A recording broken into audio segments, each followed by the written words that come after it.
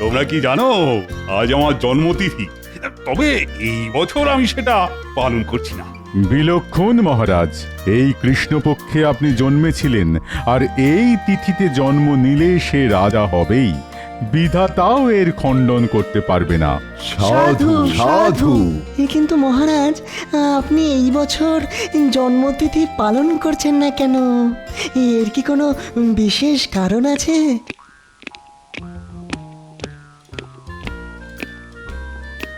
মহারাজ অনুমতি দিলে বসতে পারি, আর দেরি করার জন্য মার্জনা চাইছি। এ মার্জনা তো আমি করেই দিই গোপাল।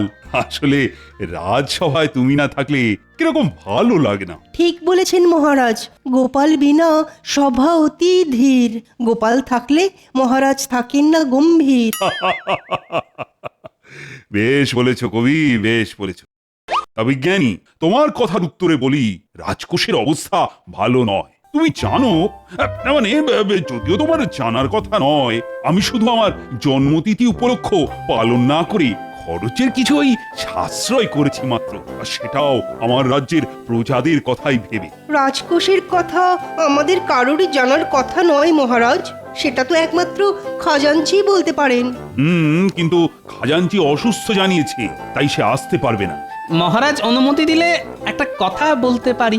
নিশ্চিন্তে বলো গোপাল। খাজাঞ্চি অসুস্থ, বাড়িতে আছে, বিশ্রাম নিচ্ছে, খুব ভালো কথা। কিন্তু খাজাঞ্চির সাথে যার নীতি ওঠা বসা, যে রাজকোষের সব কথাই জানে, সে কেন গত 4 দিন ধরে রাজসভায় আসছে না, সেটা কি কেউ বলতে পারবে? তুমি মন্ত্রীর কথা বলছো, তাই তো গোপাল? আমার মনে হচ্ছে মন্ত্রী নিশ্চয়ই কোনো ফন্দি আঁটছে, না হলে আগে তো কখনো এরকম হয়নি যে মন্ত্রী 4 দিন ধরে আসছে না। কি বলছো কি গোপাল? না না না, আমার মনে হয় না মন্ত্রী কখনো এরকম করবে। কারো সম্বন্ধে প্রমাণ না থাকলে শুধু শুধু এই ধরনের সন্দেহ তো রাজার শোভা পায় না। আপনি একদম ঠিক কথা বলেছেন মহারাজ, রাজার এটা শোভা পায় না, কিন্তু ভাঁড় যদি ভাবে তাহলে হয়তো শোভা পায়। গোপাল, বলো তো তুমি ঠিক কি বলতে চাইছো? আমি বলতে চাইছি মহারাজ, রক্ষীদের আপনি মন্ত্রীর বাড়ি পাঠান, ওরা দেখে এসে বলুক মন্ত্রী সত্যি অসুস্থ কিনা, না হলে বুঝবো আমি যা ধারণা করেছি তাই। তোমার আর মন্ত্রীর সম্পর্ক কেমন সেটা আমি খুব ভালো করেই জানি। যাই হোক, তুমি যখন বলছো, আমি এক্ষুনি মন্ত্রীর বাড়িতে 2 প্রহরীকে পাঠাচ্ছি। ওরা মন্ত্রীর খবর নিয়ে আসুক। প্রহরীগণ, প্রণাম মহারাজ। এক্ষুনি মন্ত্রী মশাইয়ের বাড়িতে গিয়ে খবর নিয়ে এসো। বলবে মহারাজ বিশেষ চিন্তায় আছেন যে কেন উনি আসছেন না। যথাজ্ঞা মহারাজ। আমার মন্ত্রীকে বিশ্বাস হয় না। ওই পাজি মন্ত্রী যে কোনো সময় যে কোনো কিছু করে ফেলতে পারে।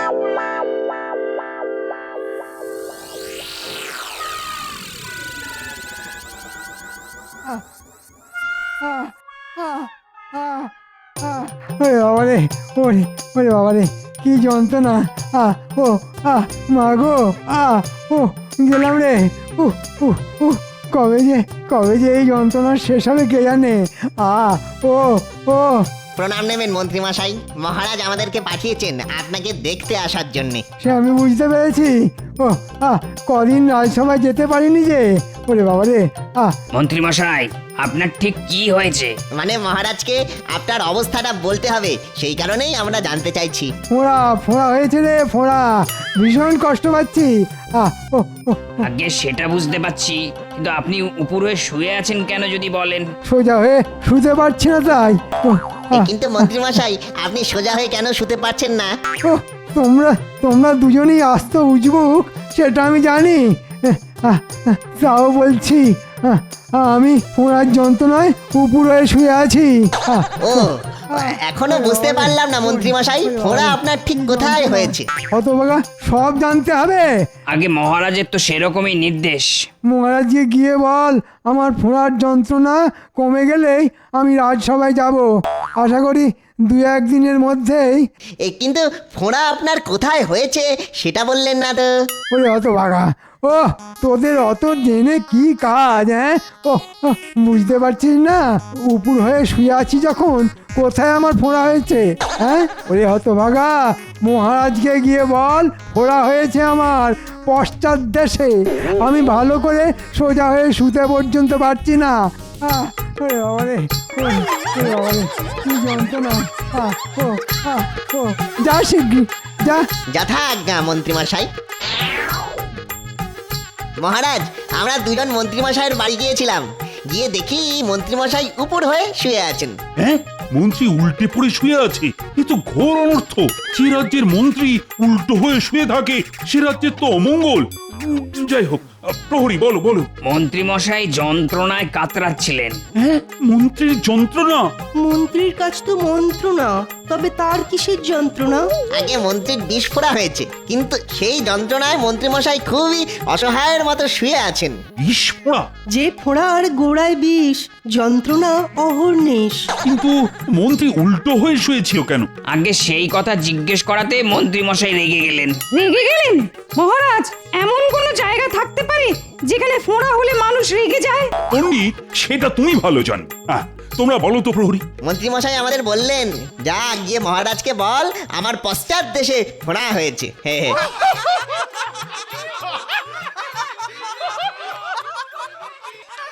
ঠিক আছে প্রহরী, ঠিক আছে, তোমরা এখন আসতে পারো। যথা আজ্ঞা মহারাজ।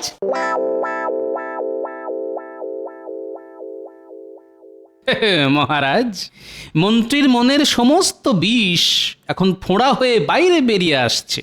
গোপাল, এখন এসব কথা বলার সময় নয়, আমাদের এক্ষুনি সবার মন্ত্রীকে দেখতে যাওয়া দরকার।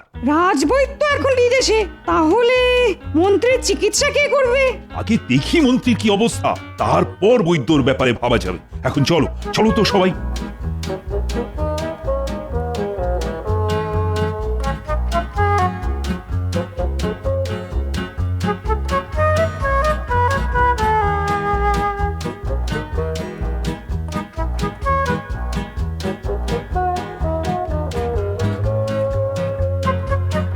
সেপাই, তোমরা ভেতরে গিয়ে মন্ত্রীকে খবর দাও, বলো মহারাজ দেখা করতে এসেছেন। যথা আজ্ঞা মহারাজ।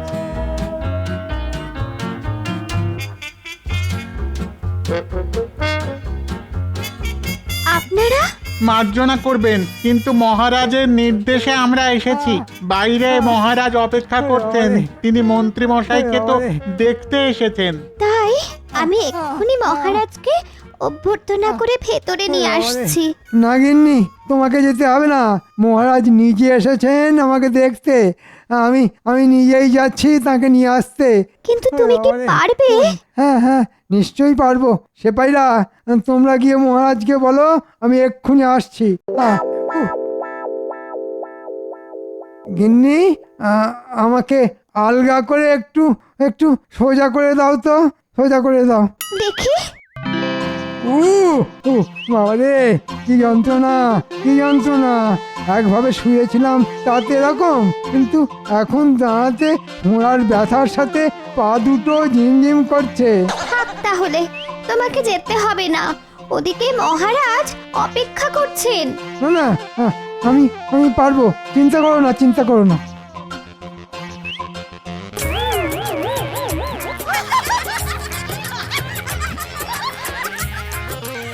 আমার কি সৌভাগ্য, ওরে বাবা। মহারাজ স্বয়ং আমার বাড়িতে পায়ের ধুলো দিয়েছেন। আসুন মহারাজ, আসুন আসুন মহারাজ। সে না হয় ঠিক আছে, কিন্তু তোমার এ কি অবস্থা? আহা, মন্ত্রীমশাই, আপনাকে দেখে বড় দুঃখ হচ্ছে, কিন্তু আমি দেখছি ফোঁড়ার কল্যাণে আপনি বেশ নাচতেও শিখে গেছেন। হায়, এটা আমি বুঝেছি স্পষ্ট, মন্ত্রীমশাইয়ের আজ বড় কষ্ট। ঠিক আছে ঠিক আছে, কিন্তু এখন বেশি কথা না বলাই ভালো।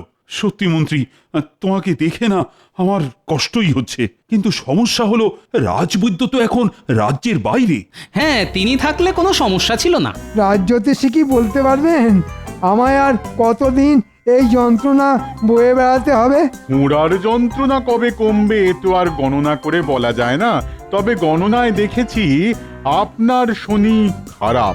আজই তো শনিবার, বিষে বিষে বিষক্ষয় করতে হবে। ও গোপাল, তুই এক্ষুনি হাকিমকে খবর দাও, হাকিম এসে মন্ত্রীর ফোঁড়াটা কেটে দেবে। হ্যাঁ ওরে বাবা রে, মরে যাব রে, মরে যাব। এছাড়া আর তো কোনো উপায় নেই যে মন্ত্রী।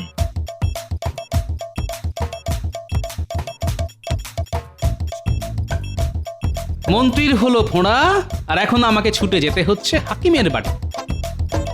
কিন্তু হাকিম কি বেঁচে আছে? বহুকাল আগে দেখেছিলাম, তখনই সে বুড়ো। এখন যদি সে বেঁচে না থাকে,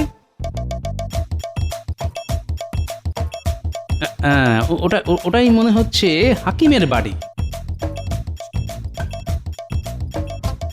হাকিম সাহেব, হাকিম সাহেব বাড়ি আছেন? বলি, ও হাকিম সাহেব, বেঁচে আছেন? কে? কেমন আছেন হাকিম সাহেব? কে তুমি?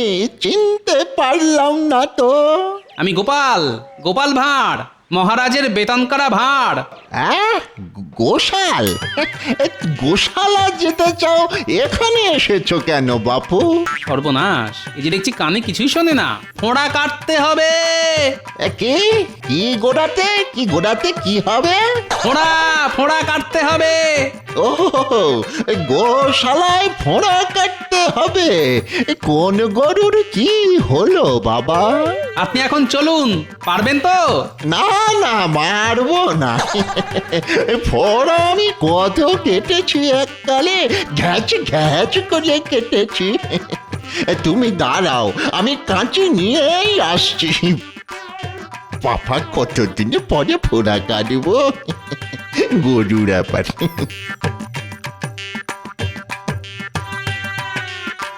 এই কাঁচি দিয়ে সব গরু ঘোড়ার ফোঁড়া কেটে দেওয়া যায়, একেবারে ঘ্যাচ ঘ্যাচ করে। এই বাড়িতে তোমার গরু আছে? গরু না, মানুষ, মানুষের ফোঁড়া। যার খুশি ফোঁড়া হোক, ফোঁড়া দেখলেই আমি কেটে দেব।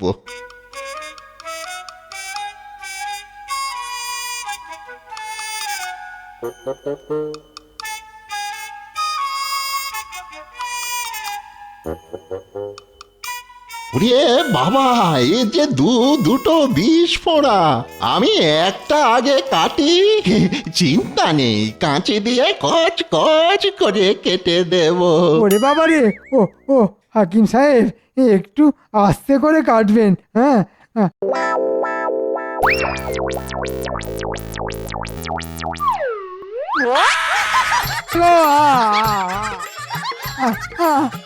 বাবা গো, মেরে ফেললে গো। গোপাল, তুমি আর হাকিম খুঁজে পেলে না? ওরে বাবা রে। এই যে ফোঁড়া একেবারে ফালা ফালা করে দিয়েছি। না না, দূরাও এখান থেকে, দূরাও। এই যন্ত্রণা আমি আর সহ্য করতে পারবো না। এই যাবে কিনা বলছি, যাবে কিনা বলছি, যাবে কিনা? না গেলে কিন্তু সেরেছে। এই যে মনে হচ্ছে হাকিমকে গলা টিপে মেরে দেবে। হাকিম সাহেব, চলুন।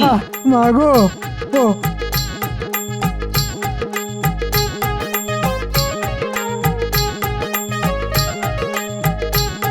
কচ কচ ঘচ ঘচ, কত ফোঁড়া আছে বলো, সব কেটে দেব। আমি ফোঁড়া কাটার ওস্তাদ।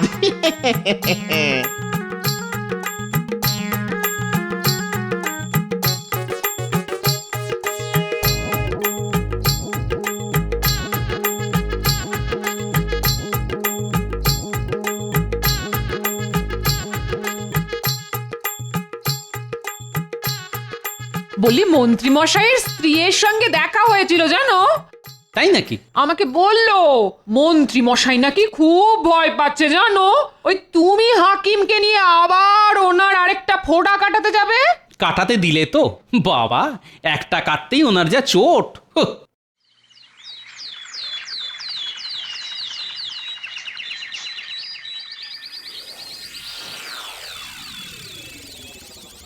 বলো গোপাল, বলো, খবর বলো। মহারাজ, আপনার কথা মতো আমি বুড়ো হাকিমকে নিয়ে গিয়েছিলাম মন্ত্রী মশাইয়ের বাড়ি। হাকিম একটা ফোঁড়া কেটেও দিয়েছে, কিন্তু আরেকটি ফোঁড়া মন্ত্রী মশাই কাটতে দেয়নি। সে কি তাহলে উপায়? মন্ত্রী মশাই যেরকম চিৎকার করছিলেন, তাতে মনে হচ্ছিল উনি হাকিমকে মেরেই ফেলবেন। সেনাপতি। আজ্ঞে মহারাজ। এক্ষুনি যাও মন্ত্রীর বাড়ি, দেখে এসো কেমন আছে মন্ত্রী। জি আজ্ঞে মহারাজ।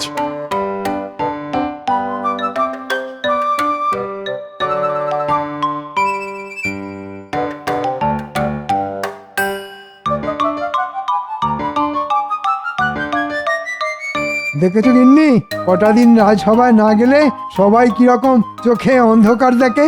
আমাকে ছাড়া যে মহারাজের কোনো গতি নেই সেটা আমি জানি। কিন্তু মন্ত্রী মশাই, মহারাজকে আমি কি বলবো?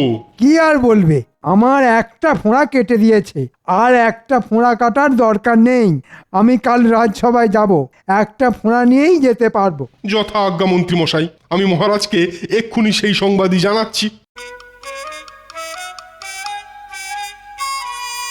সব ওই শয়তান গোপালের জন্যে। ওই ইচ্ছে করে একটা বুড়ো হাকিমকে এনেছে, বেটা কানে শোনে না।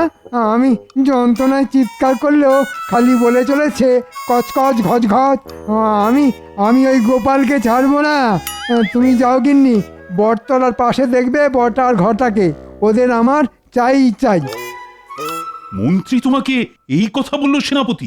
হ্যাঁ মহারাজ, মন্ত্রী মশাই কষ্ট করে হলেও কাল রাজসভায় আসবেন বলেছেন। বাহ বাহ বাহ, এ তো খুব ভালো খবর। বাহ বাহ বাহ, একটা ফোঁড়া কাটতেই মন্ত্রী অনেক সুস্থ হয়ে গেছে। বাহ বাহ। কিন্তু মহারাজ, আমাদের মন্ত্রীমশাইয়ের জন্য ভালো বসার ব্যবস্থা করতে হবে। রাজসভা চলাকালীন মন্ত্রীমশাই অতক্ষণ দাঁড়িয়ে থাকতে পারবেন না। ঠিক বলেছ গোপাল, ঠিক। এক্ষুনি একটা ভালো বসার জায়গা করতে হবে মন্ত্রীর জন্য। জঙ্গলে যা, বাবলা গাছের কাঁটা তোল আর গোপালের সিংহাসনের গদিতে রেখে দে। গোপালের কথা ভেবেই হাসি পাচ্ছে। না হেসে কাজটা মন দিয়ে কর। কিন্তু মন্ত্রী মশাই, আমরা রাজসভায় ঢুকবো কি করে? দুজনের দুটো কান আমার মুখের সামনে নিয়ে আয়, সব বলবো ফিস ফিস করে। দেওয়ালেরও কান আছে, হ্যাঁ।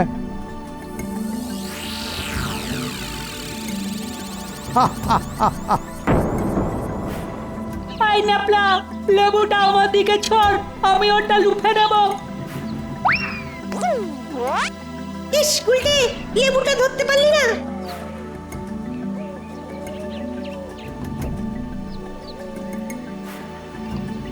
তুই এমন জোরে ছুড়লি, আমি ভালো করে তো দেখতেই পেলাম না। এখন এই জঙ্গলে কোথায় খুঁজবো?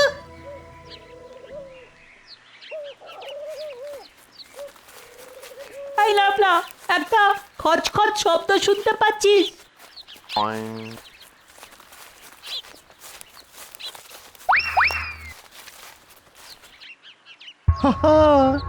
প্রচুর কাঁটা। এ হলো বাবলা গাছের জঙ্গল। এই কাঁটা এবার গোপালের রাজসভার গদিতে ঢুকবে। কাল গোপাল রাজসভায় বসলেই যে কি হবে ভাবলেই কেমন একটা। মন্ত্রী মশাই জব্বর ফাঁদ পেতেছেন।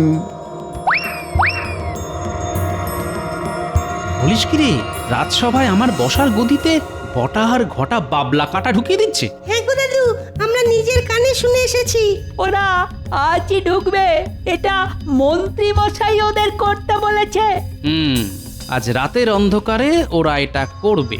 দাদু, তার আগে যদি আমরা সবাই মিলে গিয়ে ওদের ধরে ফেলি। সেটা করাই যায়, কিন্তু যে এটা ওদের করতে বলেছে তাকে কিছু করা যাবে না। তোরা চিন্তা করিস না, ওদের বাবলা কাটা আমার গদিতে বসাতে দে।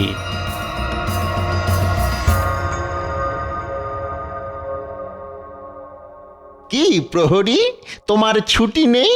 মন্ত্রী মশাই সুস্থ হয়ে গেছে বলে সবাই কিরকম আনন্দ করছে বাইরে, দেখো। ভালো খাবারের ব্যবস্থা আছে। হ্যাঁ। আহা, যেতে তো বড় ইচ্ছে করছে, কিন্তু আমাদের তো পাহারা দেওয়ার কাজ। আরে চিন্তা করছো কেন? এই রাতের বেলা কে আসবে? হ্যাঁ, তার চেয়ে এক কাজ করো, তুমি ওর সাথে যাও আর কিছু খেয়ে নাও। আরে কোনো চিন্তা নেই, কোনো চিন্তা নেই, আমি তো আছি। হ্যাঁ, তোমার জন্য এইটুকু করব না? চলো চলো আমার সাথে।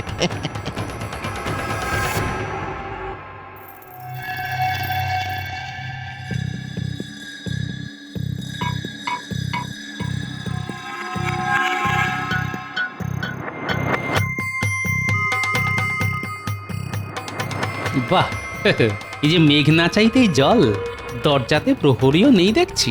যাক, কাজ ছেড়ে ফেলেছি। হ্যাঁ, এবারে পালাই। বুঝেছি, প্রহরীকে এরা কোনোভাবে হাত করেছে। যাক, আমার সুবিধেই হলো। ঘুঘু দেখেছে, এবার আমি ফাঁদ দেখাবো।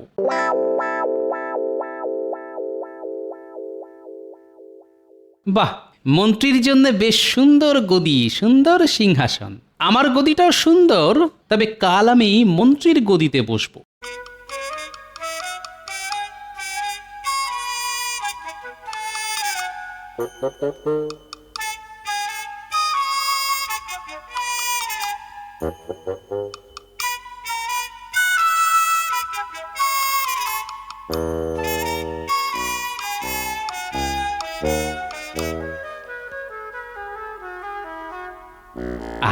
কাজ শেষ।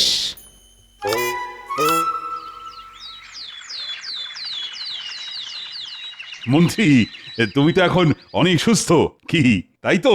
আগে হ্যাঁ মহারাজ। তোমাকে রাজসভায় দেখে না বড়ই খুশি হলাম। গোপাল এখনো আসেনি। গোপাল যে কখন আসবে সেই আশাতেই আছি। এ কি মন্ত্রী, তুমি দাঁড়িয়ে কেন? এই দেখো, তোমার জন্য সুন্দর বসবার ব্যবস্থা করা হয়েছে। তোমাকে আজ দাঁড়িয়ে থাকতে হবে না। আগে মহারাজ, সবই আপনার ইচ্ছে। হ্যাঁ, বসো মন্ত্রী, বসো, বসে পড়ো।